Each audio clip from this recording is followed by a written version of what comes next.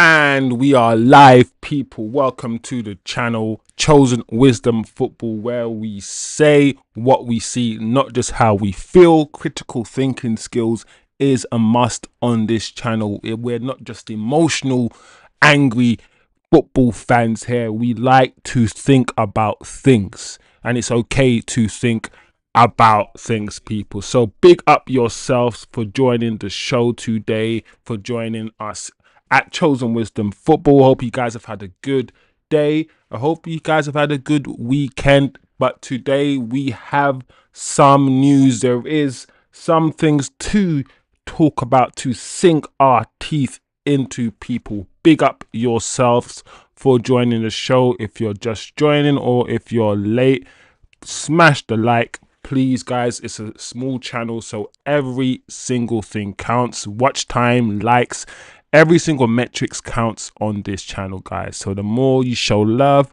the bigger the channel can grow. So smash your likes, people.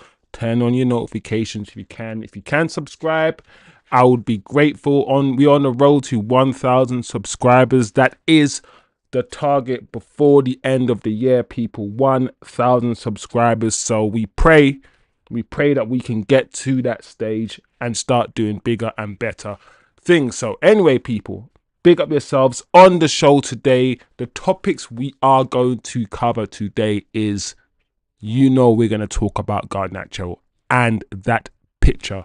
We're going to have to discuss it. Everyone is losing their minds about the picture. Listen, I'm going to be devil's advocate, and I'm going to approach this in two different ways. I'm going to approach this as a fan, as an emotional fan, just like you guys, in your feelings, in our feelings about it. And I'm also going to try to look at this just objectively. A kid wearing a shirt, taking a picture. So I'm going to try to look at it from two different angles, people. So bear with me. So we're going to speak about Garnacho and the outrage, really, with regards to that picture yesterday or the weekend. We're going to talk about Sancho. Yes, more information on Jadon. More and more clubs are in for Jadon. I told you, and we know on this channel, that Jadon Sancho is a great footballer. He is a great footballer. Whether you like him or not, whether the media and the English have successfully turned you against him or not, Jadon Sancho, whether he's gone to Chelsea, which he did okay at Chelsea, gone back to Dortmund, brought them to the Champions League semi-finals, Sancho has proven that he's a baller. So it's no surprise that Fenerbahce and Juventus have both inquired about Jadon Sancho. Out of all the players that are up for sale, he is the one that is the most likely to be sold on a permanent deal. I've told you this already on this channel. So Jadon Sancho news coming up. We're going to talk about Fenerbahce and the Juventus interest in Jadon. I think he needs to go. It's time for him to go, and we need to get some money from Jadon, from the transfer. So that's what we think. Mbeumo, there's a bit of Mbeumo news. I have said, once again, many times on the channel, that I believe Mbeumo will come, but I've also said it will take time. A lot of you guys are annoyed, frustrated that it's taken this long. Some of you guys were scared that Tottenham could come in for him when all the news about Thomas Frank going to Tottenham emerged. But I've said on this channel, and I've kept my stance, and I've said this many times, unless Manchester United come out and say that they're not in for him anymore, unless Manchester United come out and say that they've walked away from the deal, expect the deal to still happen. It's in our hands. The player wants to come. We just need to agree on the structure of the fee. That's what's happening here. So more Mbeumo news coming up. And also we're going to talk a little bit about the fact that the squad market value, yes, people, there is some sort of stat floating around online to show that the squad market value has decreased by about 200 million from last year. Just 1 year, the market value of the squad has decreased by 200 million. Whether that's poor recruitment, whether that is poor managing, i.e. the players that you bought, you've not got the best out of, so therefore you're trying to sell them and offload them for much cheaper, or a combination of both. We're going to have to talk about it, or at least assess that situation, people. So there's a bit for us to sink our teeth into. Bit of Hoyland news as well on top of everything that's going on. So there's a lot of things floating around, but there's no hardcore news. There is no big news, and that is why, people, this Garnacho thing has consumed everything. That's why this Garnacho thing has taken up so much of your probably brain time. You know, every single journalist is talking about it. Every Man United fan is talking about it because there's nothing else to really talk about. So we will start on the Garnacho situation. We by the way, before I start, big up yourself, Ronaldo. I just noticed you jumped in the chat.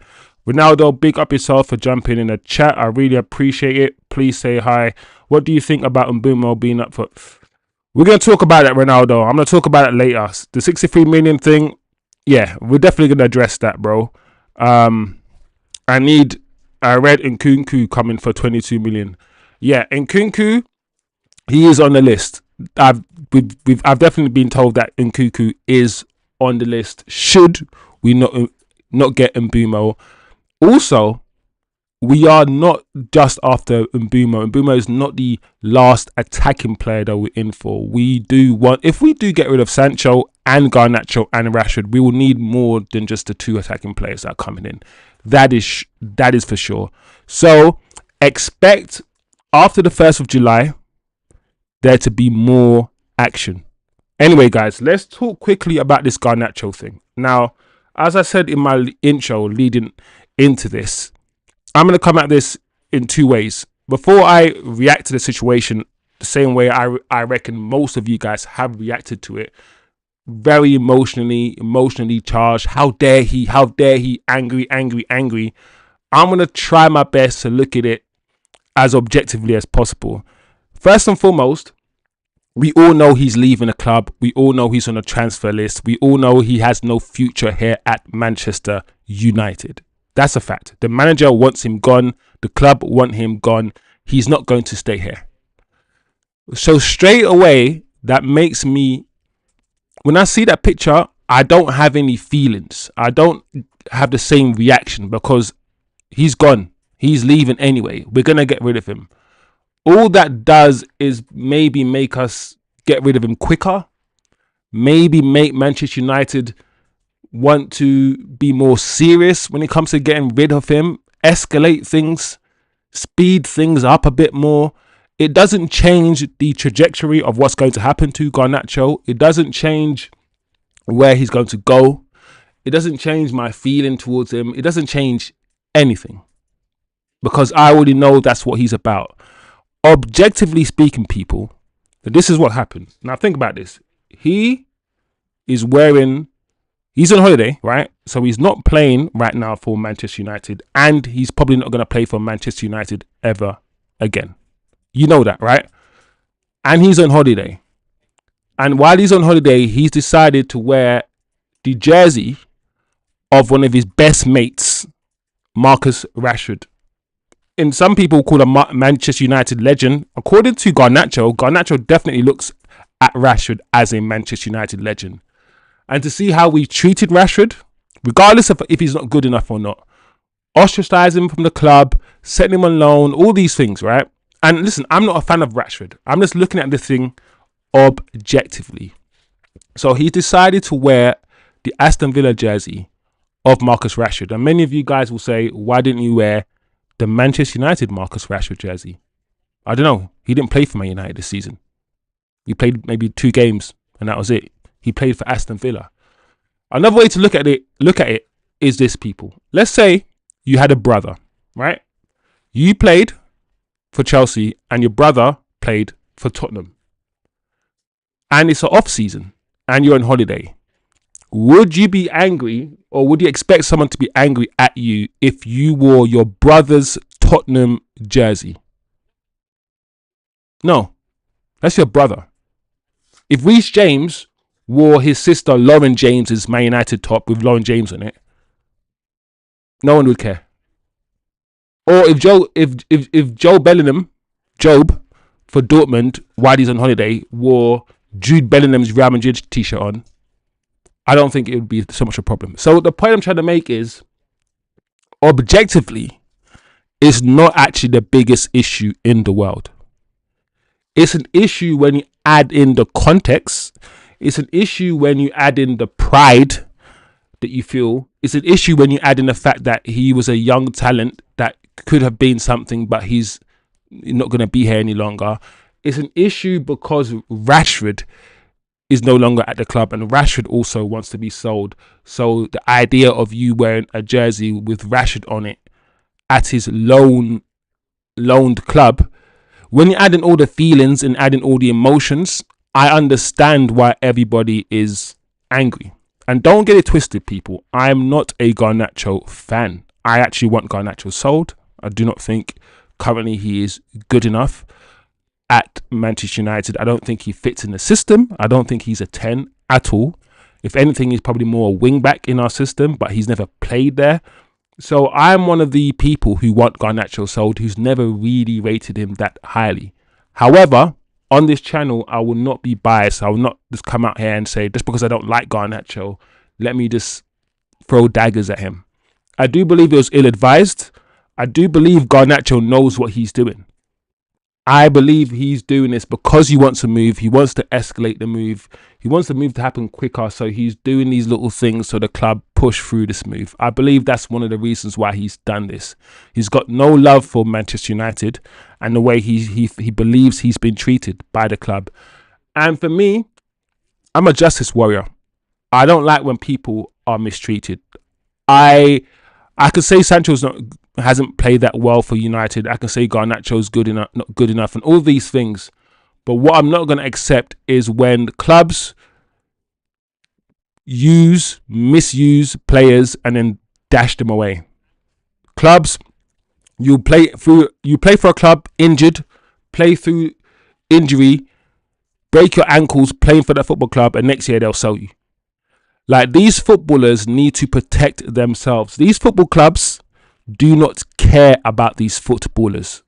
They're just assets, they're just numbers, and once they're done with you, they throw you away. So I got to look at this in two different perspectives. I got to look at it as a fan, as an emotional fan who's invested emotionally, and my erratic responses. But also I got to put on my footballer hat on. I got to be like, hold a second. If I was a footballer, what would I be like? What would I be doing? And I think sometimes as fans, we fail to look at things like footballers do. We fail to put ourselves in their shoes, and we only look at it from the perspective of a fan, and that's it. Listen, I'm not praising Garnacho. I'm not saying what he did was great. I understand why people are angry. I understand why people are annoyed. I've literally just explained why. But I also need to say that there's no reason to be overly angry about this. He's leaving the club. We all know where he's going. That's it. Some people are surprised. Some people are like, wow, Garnacho is like this. Garnacho is doing this. Most of us who understand humans, most of us who understand narcissism, and all the character traits, most of us who don't like CR7, who can see the same traits in him, we know these sort of people. We know these kind of people in our everyday life, right? This behavior that he's got, this arrogance that he's got in football, it is often praised, and it's praised if you've got the talent to back it up. But if you don't have the talent to back it up and you're like this, then you're a problem. You're a problem. So most people who understand characters already knew that Garnacho was like this. I already knew what this kid was like. All the tweets from his brother and all of these things. Listen, Garnacho and Rashford, they both need to leave the club. So does Sancho. But out of the three, Garnacho is by far the worst. He probably gets less heat out of the three, but he's 20 years old and he's actually done nothing in the game. Rashford's done something in the game. Whether it's playing for England, playing for ManUnited, scoring important goals, whatever. Sancho, the same. Playing for Dortmund, absolutely amazing. He played for England at 17 years old. He was in the England squad. Right? These guys have done things in the game. Garnacho hasn't. But his attitude is worse than those two. So that's my take on it. My take on it, guys, calm down a little bit. We all know what he's like. And the guy has been kicked out of the club. And rightfully so. Let's not all cry because he's wearing the Aston Villa Rashford shirt. Let's not do that, because essentially that's what he almost wants anyway. So that's my take on it. Sorry. Let me just quickly read some comments. Let me just clear this up my screen so I can see the comments. Ronaldo,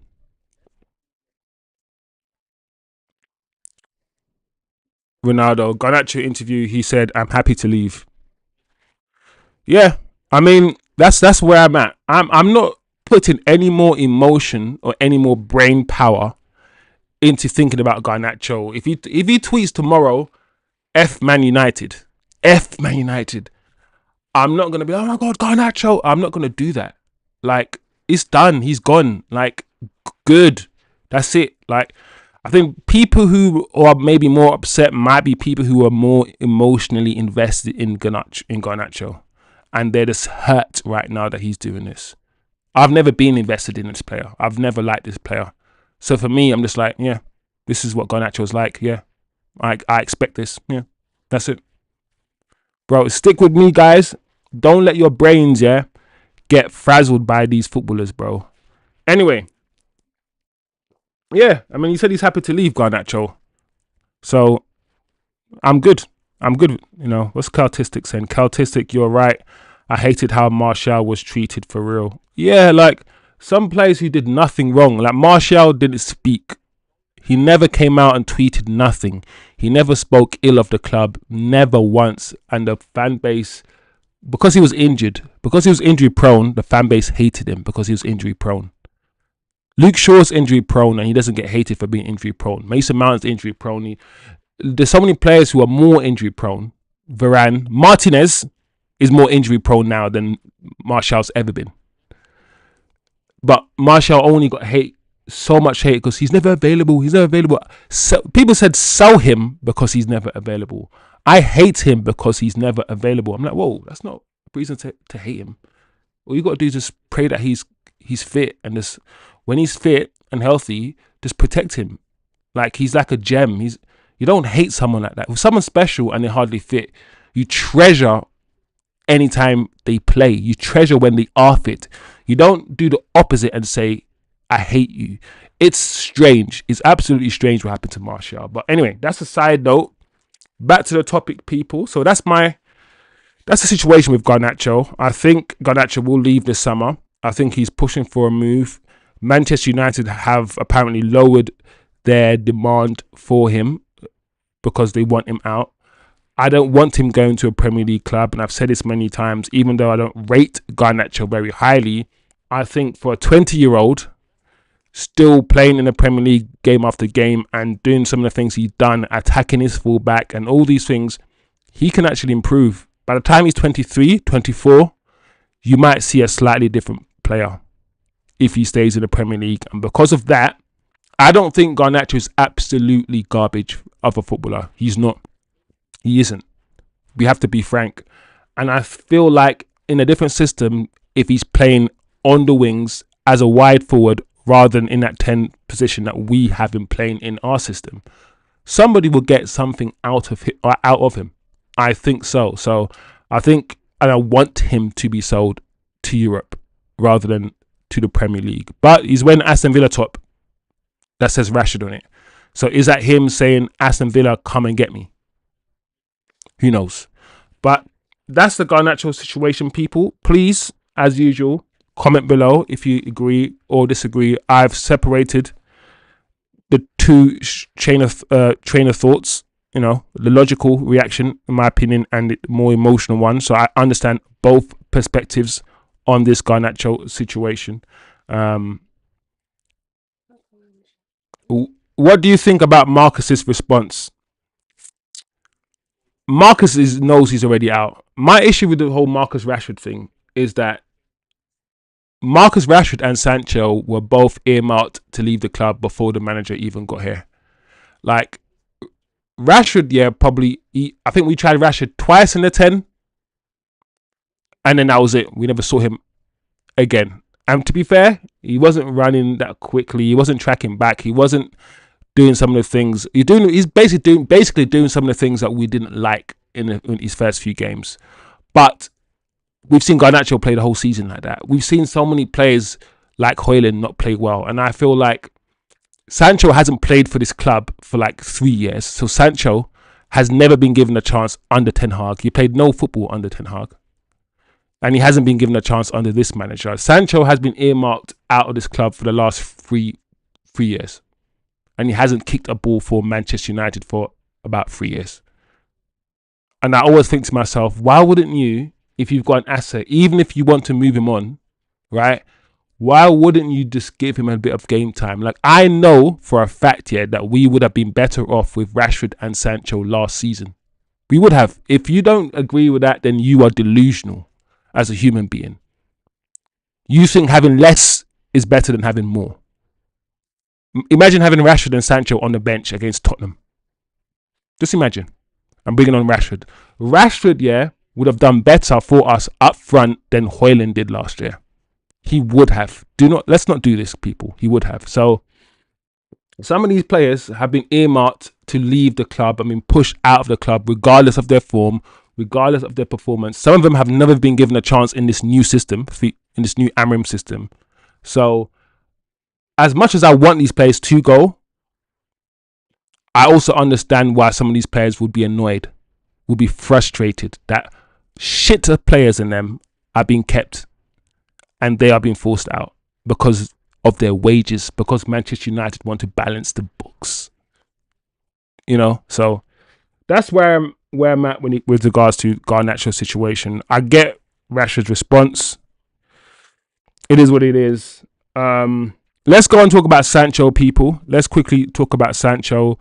So, as I've said before in my lead-in, there are clubs in for Sancho and there will be clubs in for Sancho. He's a talented footballer. He's not even 25 yet. I do not think. He's probably 24. So, he's still pretty young. Got a lot of football ahead of him. And Fenerbahce and Juventus recently have showed an interest. As you can see on screen, Fenerbahce have asked Manchester United for the sell conditions of Jadon Sancho. I believe Fenerbahce can pay the 250k a week Sancho wage. I think they can do it. I feel like, where does Osimhen play for? Galatasaray. And I feel like Galatasaray are paying Osimhen something close to that. I believe Fenerbahce can probably afford something close to that, make him their marquee signing. So I don't believe Jadon wants to go Fenerbahce. Like, Jadon Sancho is from my neck of the woods. He grew up in my area. I know some of his family. I don't feel like Jadon wants to go to Turkey. I don't feel like he wants to do that. Jadon's waiting for either another Premier League club or potentially Juventus or Napoli, I believe. Napoli have come out and said they're not going to meet his wage demands. Juventus are still sniffing around. This one is going to go on for a while.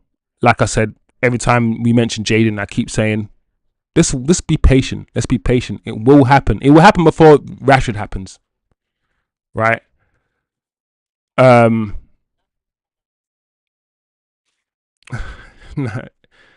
always comes TK makes you laugh, you know. Yo, evening, yeah, good evening, my bro. I think Ghana is collecting discontinued shirts. Most likely he has his Sancho shirt as well. Probably. Who else? Get Antony's shirt. You know, might as well get Antony's shirt while you're at the Betis one.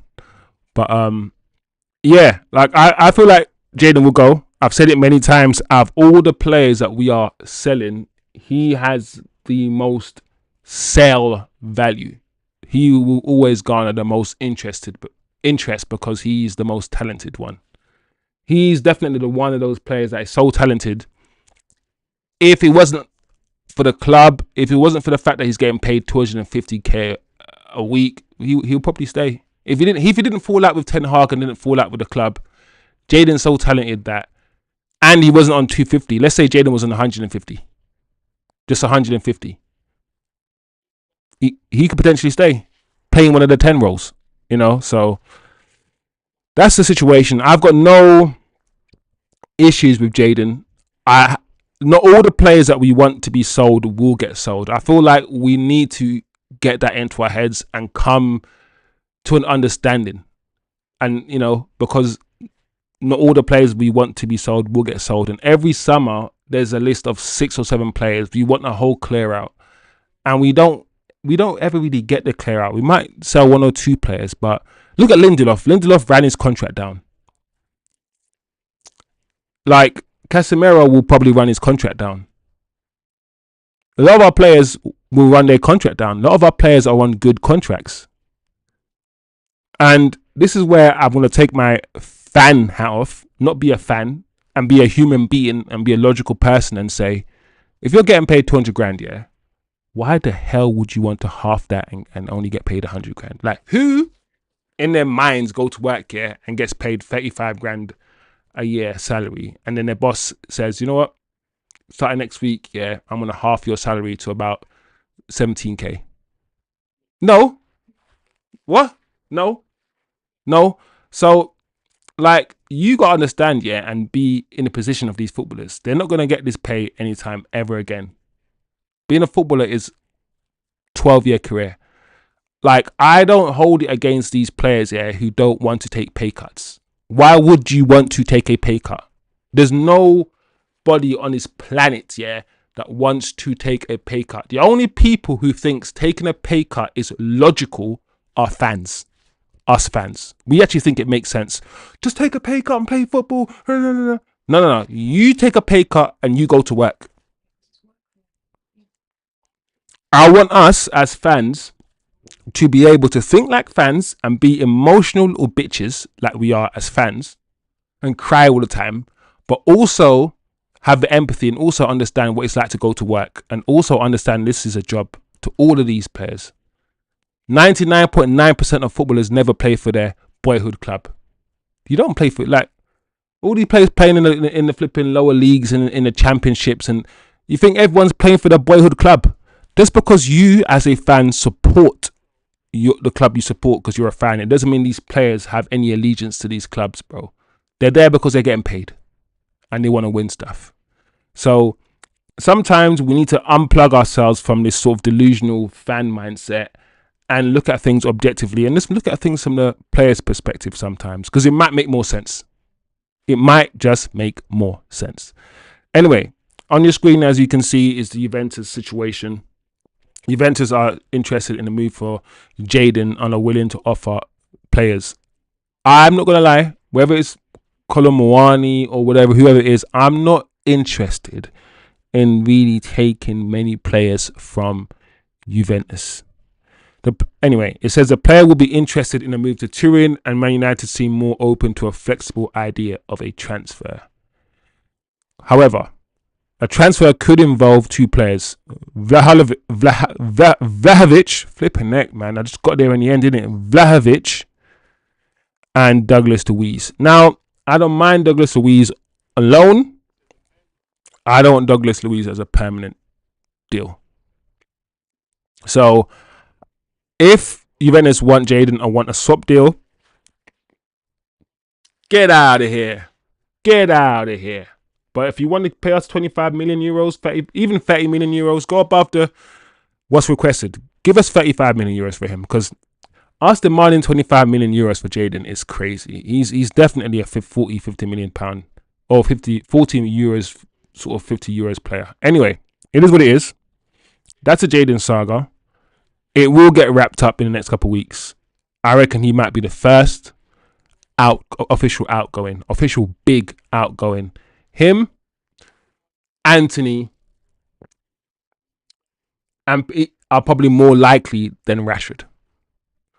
There's a strong feeling in me that thinks Rashford might go another loan spell somewhere rather than a permanent purchase.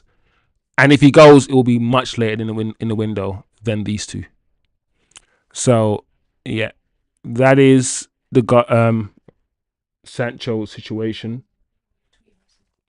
There's one more tweet actually about Sancho for us to have a quick look at, and it's Graham Bailey saying that Jadon Sancho has informed Manchester United that for any permanent or loan move to happen, the club must cover his wages. Now, that doesn't make no sense. First of all, permanent move, as in you've sold the player to another club, you still have to pay that player's wages. That's never happened in the history of football. So that tweet, yeah, is like, you know, when some tweets only exist to get the fans angry or to rile them up, the tweet doesn't make sense. The tweet actually does not make sense. Like, some tweets only exist because they know it will wind you up and rile up the fans. Jadon Sancho has informed Manchester United that even if it's a permanent, whether it's a permanent or loan deal, Man United have to cover his wages. How does that make sense? I've sold you, but I got to pay your wages for the next 5 years while you're on the contract to a different. That's never happened in the history of football. So why is somebody tweeting that? That's insane to me. Sometimes, guys, when you read tweets, when I read tweets, I got to reread them and be like, that don't actually make no sense. Yes, a loan deal. I understand for the loan deal. Nobody might, many clubs might want him on loan, but not willing to pay 250k or whatever his wages are. So therefore, Man United might cover some of them. I get that. But the fact that the tweet said permanent or loan deal, guys, you got to tap in. What's TK saying? TK, Antony is a domino that needs to fall. Anything ending in cho goes after. It's like when you are when you're constipated, need to open that plug. Anything with cho, you know, goes out and Garnacho. That's funny, bro. TK's got jokes now. TK needs to be a mod on the channel still. That's jokes. But no, I hear that though. That's funny. Yeah, so that's for me and Antony's situation. Well, Paul, it's about the wage or the bag. It's a bag or wage, mate. We're not crying the way he did it. We did it. You don't do that to Manu. The badge? I feel like it's about the badge, man. We don't grind the way he did it. You don't do that to Man United. No. Listen, like I said, I understand the emotional reaction. I understand that. It's about the badge. You don't, picture yourself in another jersey. It's against the, this and against that. And I get why people are hurt. That's all feelings, right? That's what I'm just dividing that sort of reaction to just the way I look at it is this guy is just wearing a opposition fan shirt at holiday. He's on holiday and he's wearing a Rashford shirt. I feel like if he was wearing a shirt, that's not a Man United player. That's a random Aston Villa player. Like if he was wearing an Onana shirt from Aston Villa, then I'll be like, huh? I would be like, what the hell? What are you doing? But because it's also a Rashford shirt and Rashford's his one of his good mates, I'm like, That's what I'm saying. I'm like, I get it.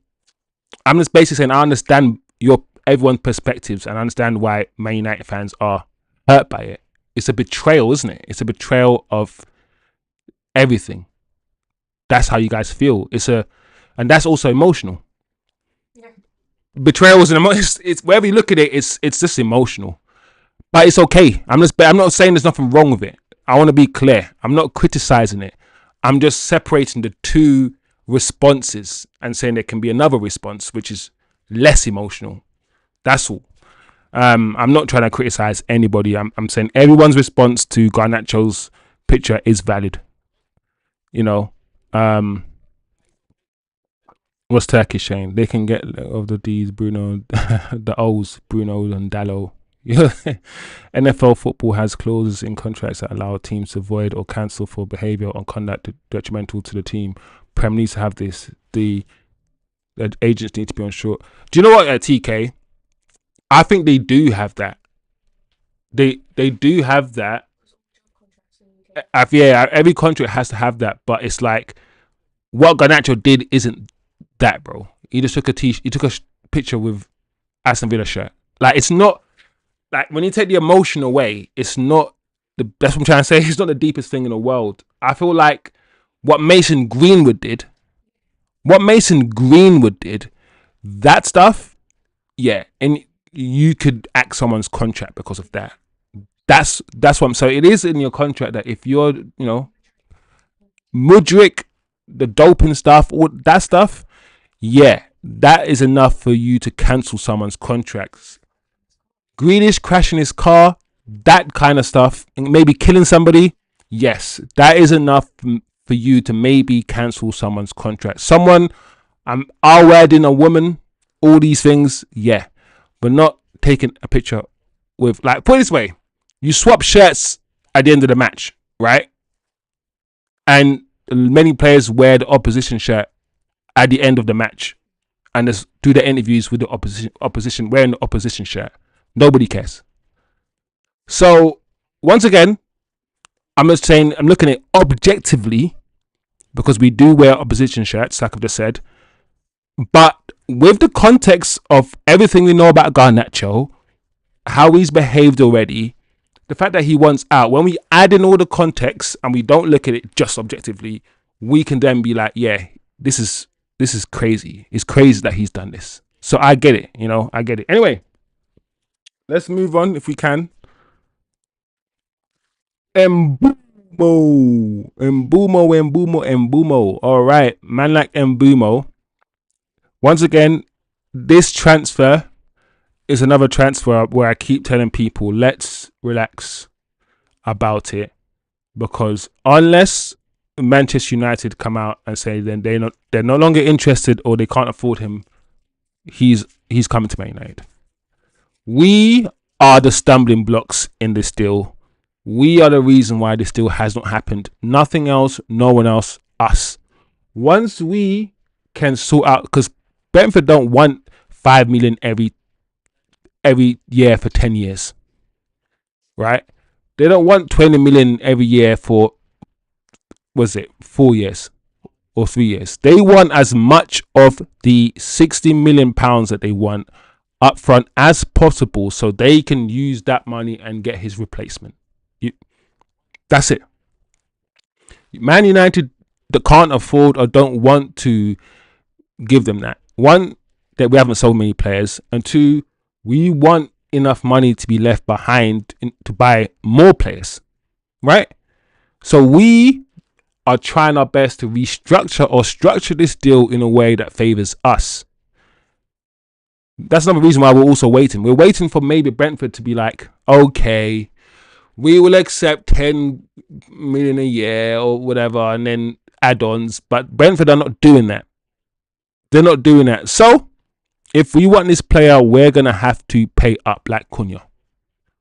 So it's up to Man United to decide how badly they want this player. As long as we want him, I think we will get him. So I'm still not worried, people. I feel like this deal will happen in the next few weeks. If this deal doesn't happen by mid-July, I will be very, very surprised. Very surprised. And then you can come on this channel and say, Chosen, you said da-da-da-da-da-da, but I bet it gets sorted before that. I bet it does. Anyway, Man United and Brentford apparently are in final negotiations.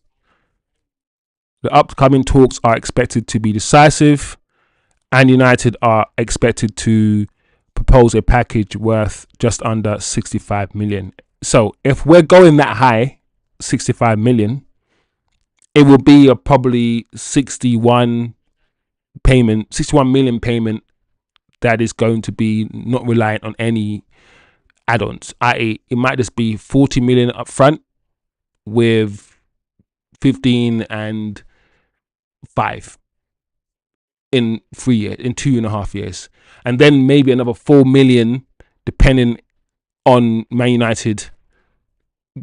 I don't know, being in the top 4 or some silly little add-on to increase it to 65. I think that's what's really going to happen. So stay tuned. Stay tuned. Be patient. This one's done. For me, in my mind, it's about the midfield now. It's about the midfield now. I feel like Man United don't really do deals that quick. I feel like the Cunha deal happening so quick, yeah, has gassed up fans. And because we as human beings need that quick dopamine rush, yeah, every time we want deals every day, announce a new deal every day, announce a new deal every day. No, United actually, we do take our time with deals. So just be patient, man. Like, I know I want players in before the 7th of July, which is when, you know, the players are back from pre-season. I want that, but you know what? It is what it is. It is what it is. Agreed on Mbeumo. Fans don't understand that we're talking in millions in finances. Lots of moving parts, and fans need to calm their flappy.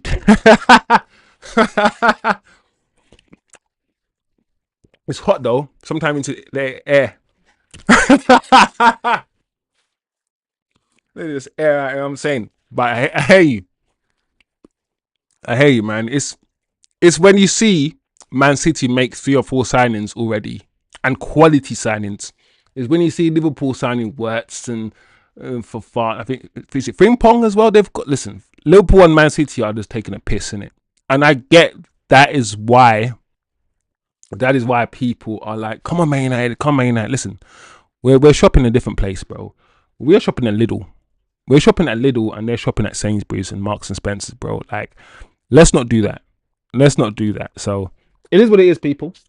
It is what it is. Mbeumo soon come. And listen, when we do get Mbeumo over the line, I reckon a lot of people are gonna breathe out that massive sigh of air, because once everyone gets in their head that we've got the 2 most sought after attacking footballers in the league, it's going to be like, whoa.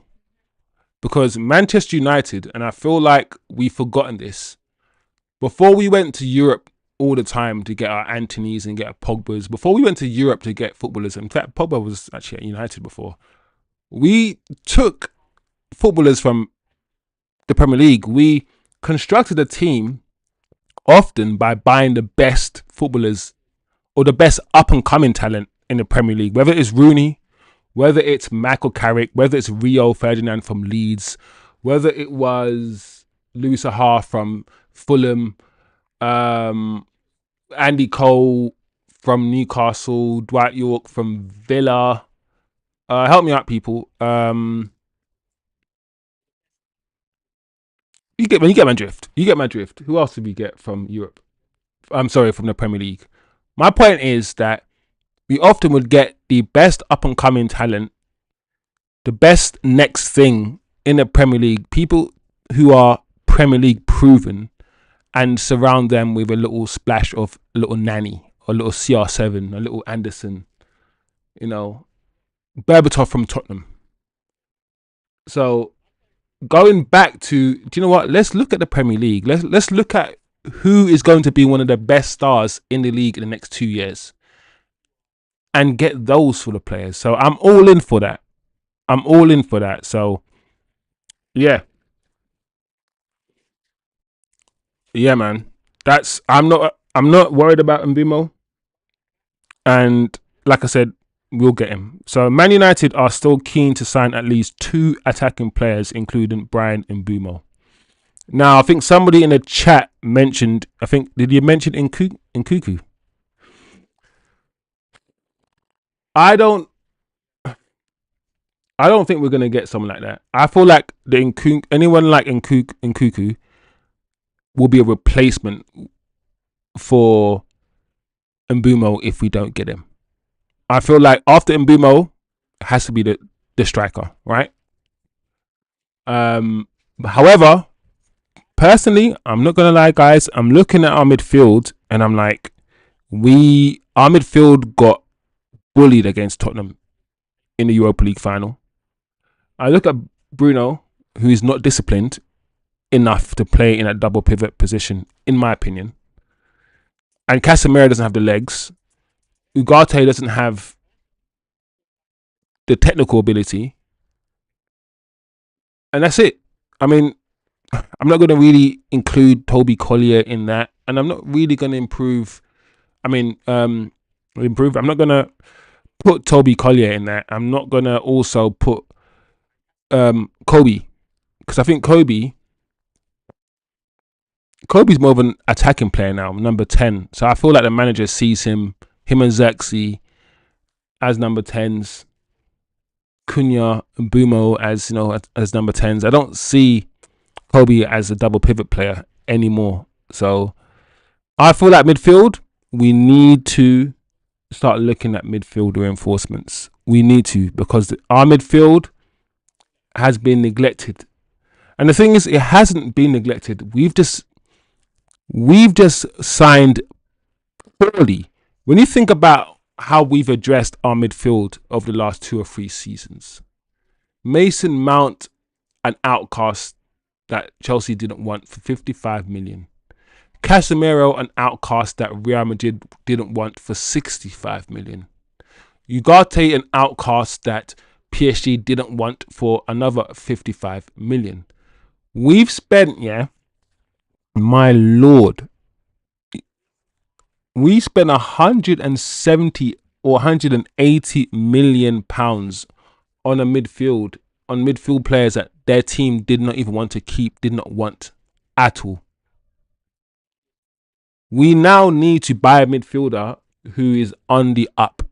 A nice little 22-year-old who's shown a lot of promise in the Premier. Listen, everyone's talking about Baleba and all of these players. Listen, Baleba's going to cost you. You think Brighton are going to sell you Baleba for anything less than 100 million euros? Then you smoke the good stuff. If you think that, you smoke the good stuff, because they're not. Like, we need to get even people like what's his name for Crystal Palace, Adam Wharton. You think Palace is going to sell us Adam Wharton for anything less than 100 million euros? Like, no. So, anyway, recent breaking news. There is breaking news on our screen, people. ManUnited and Chelsea are considering a swap deal between Christopher Nkunku and Alejandro Garnacho. I'm not going to lie to you, people.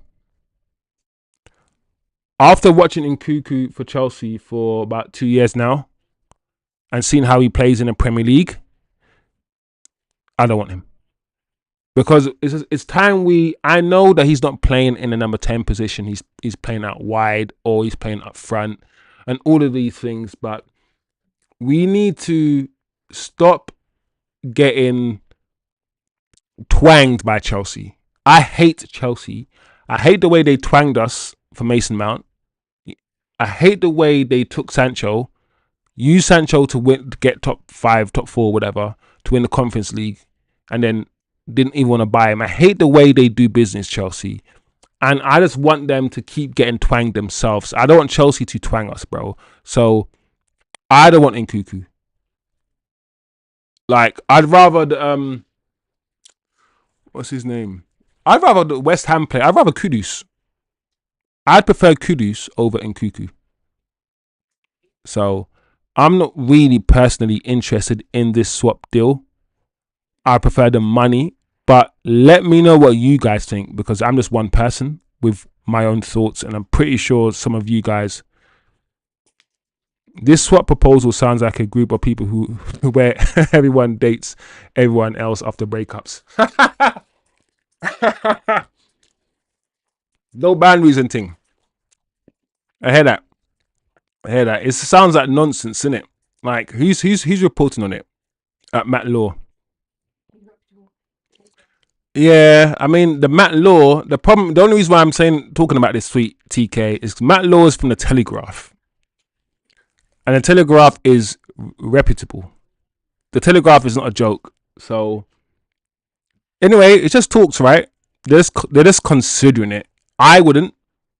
But you might do. I don't know. You might rate Nkunku more than I do. Like, there's a player in there. He just hasn't. He just hasn't done that well at Chelsea.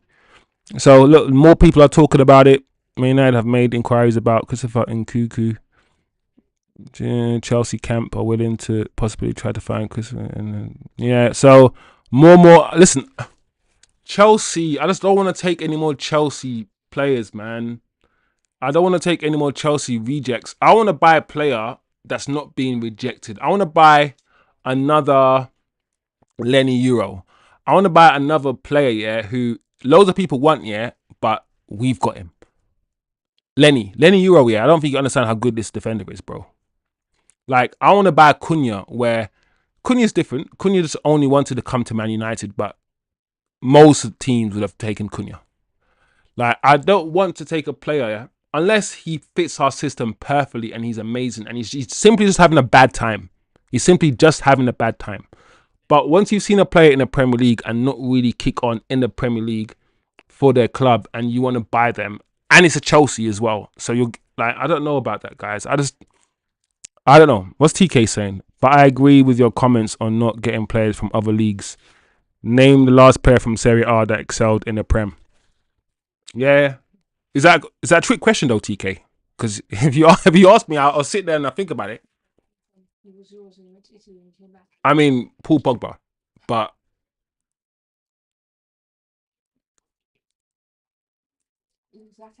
Zlatan, did he come from Italy? Zlatan, when we bought him, was he from A? Or did he go to AC Milan? Did he come from AC? Zlatan. I can't remember. No, but yeah, either way, the point that TK is making, the point that TK is making is valid. Like, many, like, to succeed in, look what Liverpool did. Liverpool, yeah, whether it's Salah, technically, he was at Chelsea first and he went away, whatever. Then Mane from Southampton, Van Dijk from Southampton, Robertson. Where was Robertson from? That West Brom or something? Where's Robertson from? Either way, that Liverpool team, a lot of their players were from the Premier League. They were from the Premier League. So the point TK make is just valid. It's valid. They're few and far between when it comes to players from Italy that come and make it here. Like Pep is a different kettle of fish because of the football that Pep plays and the style of football he plays, and everyone's on board with it. He can afford to take some players who are just hella techie. Not from Italy though. It's still not from Italy, but from from a French league here, from a Spanish league here, and just slot them in. But then again, Pep also had an English base. Had the Johnsons. Sorry, Johnsons had the English centre back Stones, Kyle Walker. Like Pep also had a core English base. He understood that as well. So yeah. TK says, and now look at McTominay, average player in the EPL, Serie A MVP. That's why I don't always buy into the whole, if you fail in the Premier League, if you don't make it in this league, it means you're not a good player. That is some supremacy business. Like, Ronaldinho never played in this league. Messi never played in this league. In fact, R9 never played in this league. Zidane never played in this league. Neymar, the best footballers, yeah, that we have seen in our lives, the majority of them have never played in the Premier League. Fact. This league is not the be all and end all. To succeed in this league, yeah, you got to be very, very physical. It's a very physical league. The more physical, the more you rely on your physical attributes, your pace, your power, the less you rely on your technical attributes. That is why I always say, to succeed in this league, yes, you're a good player, but it does not translate to European football where you have to be technical. England haven't won a World Cup in a long time because we rely on pace and power. And when it comes to the nitty gritty, you got to be good at football.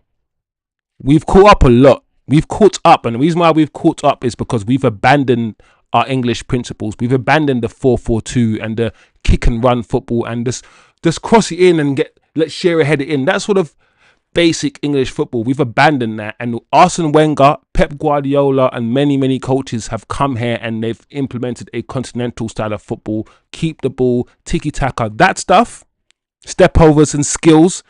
That no English club ever encouraged anyone to do a step over. Like Giggs didn't even do step overs. Giggs just dribbled. We hated when anybody did step overs. We hated in this country when anyone did skills. But as you can see, over the last 20 years, the league has become a bit more technical. So now we can compete on a technical standpoint. We've got a lot more foreign players now. Before, we hardly had any foreign players. Yes, Wenger was also instrumental in this, bringing all of his French brethren, Petit and Vieira and Henry, and Wenger did so much for the Premier League. From the food that we eat, our conditioning, and our everything. He did so much for the league. So did Fergie. We forget Fergie's not English. He's Scottish. And Fergie had number twos, yeah, like Gyokeres and Rene Mulstein that were not English. He had to, because for him to implement a 4-3-3, which no one in England even knew about, yeah, he had to have a European coach to implement that style of football. Because otherwise he'd be playing 4-4-2 right now, Fergie. He would be. So what's TK saying? In every transfer talk, yeah, we forget the dumb contracts ownerships gave to these Sanchos and Rashfords, etc. Nobody held a gun to the player's head, Sandy's brass. Bro, I'm with you. As much as a fan, this is why I got to separate my fan head and my logic head. My fan head, yeah, is frustrated that these guys are not, let me not swear, not going away, yeah? And I'm just as pissed as everyone else is. But I'm also thinking, from my perspective, when I go to work, I'm like, hold on a second. No one forced the club to pay me 250 grand a week, bro. No one did that. It should have been 150k, and then once you do this, you get this, and once you do that, and then the next contract will be bigger.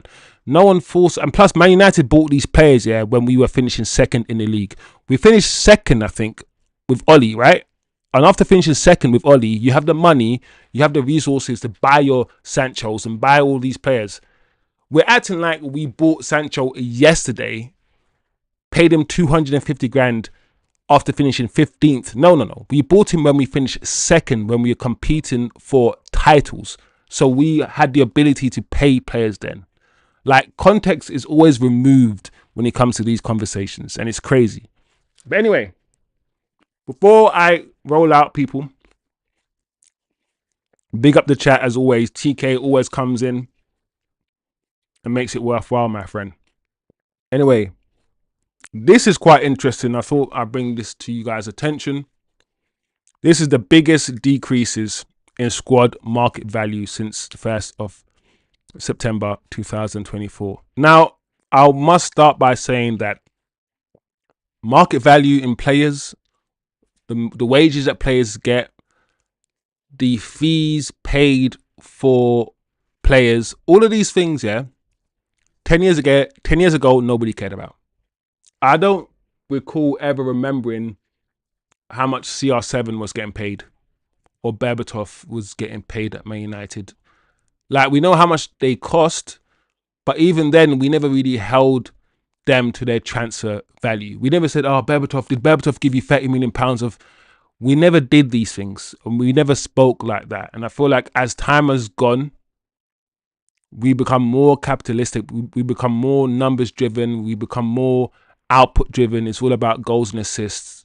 It's all about, you know, market values. We've all somehow started investing in, you know, the value of this club, the value of this player, the transfer fee. And we now invest in that a lot more than we've ever done before.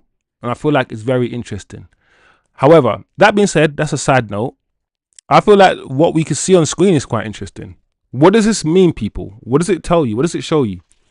Man United's current value, we've had the biggest decrease in squad value over the 12-month period than any other club. And I guess that makes sense because the amount of money you spent on these players and where you eventually end up 15th shows that the players, two things, the players are not worth the money you spent on them, or you have misused the players that you signed and not playing them correctly, using them correctly, or a combination of both, because nothing's ever black and white, right? Or maybe, 3 or 4 other factors that I haven't said as well. So this shows how bad our transfer business has been. From what, £75 million Højlund to probably now he's probably worth 30 million. Ugarte, £55 million. How much is Ugarte worth now? 25 million again. Leniro's probably kept his value. If you sold Leniro tomorrow, you probably sell him for about 50, 60. Like Antony is probably a third of his value. Sancho, a third of his value. Like, it's crazy. What's TK saying? United needs to shed the perception of a panic buyer, hoping that's over. Yeah. I mean, the problem is, I don't think we can shake the perception of panic buyer until we start finishing 3rd, 4th. Like, if we are finishing outside of the spots here that Man United are supposed to finish in, people are always going to be looking at us like, yeah, that Man United need to get back to the top so we can take the piss out of them.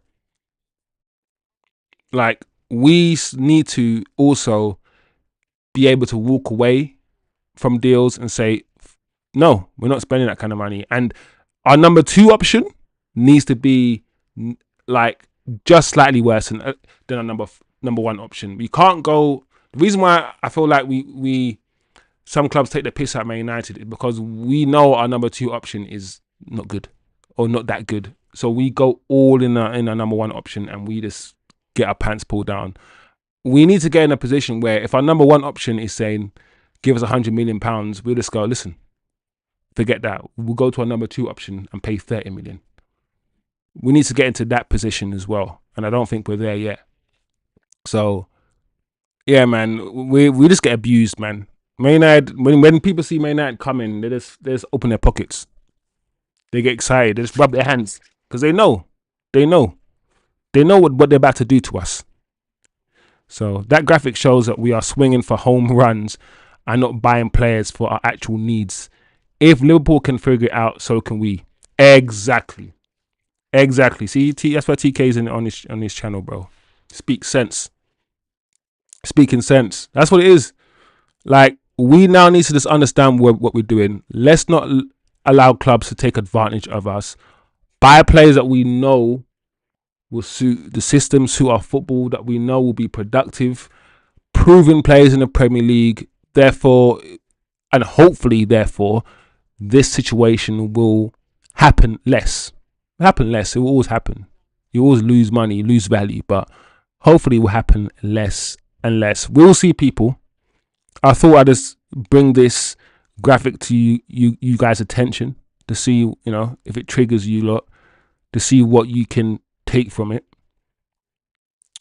For me, it shows that our business has been terrible. Our recruitment has been terrible.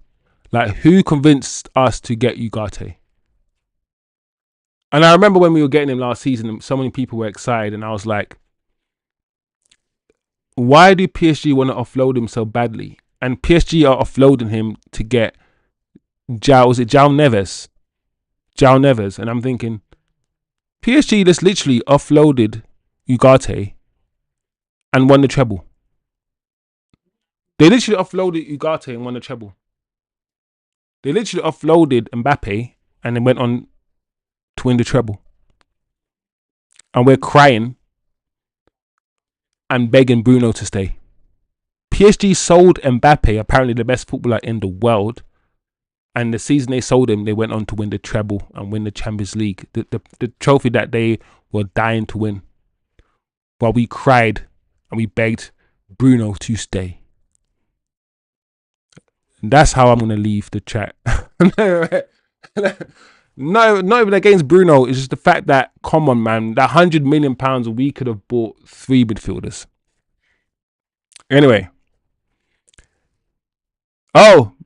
Alright, the jacket job interview. I need a new job. This is my new job, bro. I'm auditioning for this. Nah, I've literally just come from work. I work in the office. I work as a financial planner in the city. So as soon as I finished, I came home, put on a camera, and I'm here. Hard work, boy. Go to work, come home, work some more.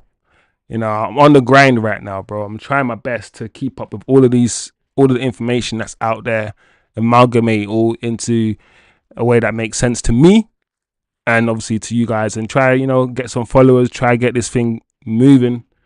I prefer watch-alongs, man. When I start doing watch-alongs again, I feel better. I feel more comfortable. But this is good, man. This is good interacting with people.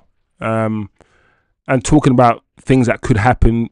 I've never really got involved in transfer stuff because it's all about this and if this could happen. And it's just like so...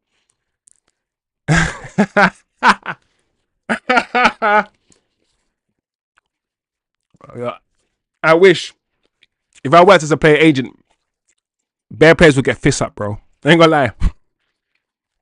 Bare players would get fists up, man. If I worked as Sancho's agent, I would uppercut Sancho twice, bro, and RKO'd him. I ain't gonna lie. I ain't gonna lie. Superman punch Roman Reigns style, straight. But yeah, man. That's it, man. That's it. It's a slow news day again. To be fair, yeah, last week was a slow news week, and the weekend just gone was hella slow, and that is why the Garnacho thing has blown, bro. Slowness. So yeah, man, it's all blessed, bro. Nice show, people. It's been a good one. You know, I always look at the likes and I'm like, I'm a small channel, but to get 13 likes is decent. It means the algorithm will push this a bit, get a couple hundred views. The next day, more and more. If I start getting like thousands of views on my stuff, then I know, yeah, things are popping. So big up yourself, TK. Always appreciate you jumping in, bro. And I mean that. Actually mean that. So yeah, man. I'm trying, man. I'm trying, bro. I'm trying. Smash a like, people, please. Comment below if you can. Keep it moving. Of course, the votes have come in for why are you angry at Garnacho watching Rashford's Villa shirt. Mad disrespectful. 54% of you said it's just mad disrespectful. And I get that. I totally get that, people. Just in case you misunderstood what I was saying before, I get the disrespect. I just wanted to approach it in a different way as well. He's starting shit on the way out. Yeah, I was duped and thought better of him. Not mad. He clearly feels bonita. There you go, people. It's been a blessing, man. It's been nice having a chat with you lot. That's the transfer news. I'll hopefully, if there's no news tomorrow, I might not do a show, but there will probably be something going on. So my show is always going to be scheduled to around 7 p.m. So stay tuned, stay locked, stay blessed. Look after yourself in this crazy world, bro. Things are starting to get crazy. Protect yourself. Look after your mental health, bro. Big up yourselves, people.